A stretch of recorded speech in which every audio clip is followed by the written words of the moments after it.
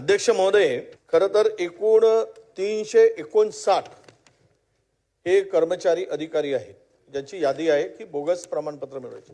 मी specific आपल्याला सांगतो, अहेरी नगर परिषदेचे मुख्याधिकारी आहेत गणेश शहाणे यांनी दिव्यांग प्रमाणपत्र प्राप्त करून नोकरी मिळाल्याची तक्रार लोकसेवा आयोगाकडून अप्पर मुख्य सचिवांच्याकडे गेली आणि त्यांनी सांगितले की यांच्यावर गुन्हा दाखल करा, चौकशी करा। किती दिवसात व्हायला पाहिजे, त्याला किती कालावधी असायला पाहिजे?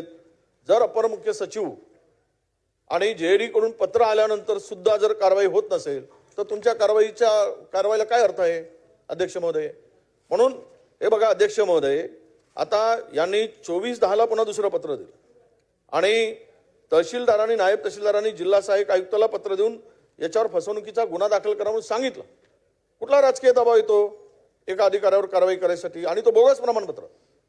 असे 359 लोक आहेत महाराष्ट्रामध्ये ज्यांनी दिव्यांग बोगस प्रमाणपत्र घेऊन नोकरी बळकावली आहे आणि त्याच्यावर कारवाई होत नाही। माझा स्पेसिफिक प्रश्न असा अध्यक्ष महोदय, आपल्याला विनंती आहे की हे जे गणेश शहाणे नावाचे मुख्याधिकारी आहेत यांनी बोगस प्रमाणपत्र घेऊन ती नोकरी बळकावली आहे, ते कार्यरत अहेरी मुख्य नगर परिषदेमध्ये, यांच्यावर आपण किती दिवसात कारवाई करणार आहात आणि स्पेसिफिक सांगा की कारण सर्व पत्रव्यवहार झालेला आहे, किती दिवसात कारवाई होईल हे सांगावं।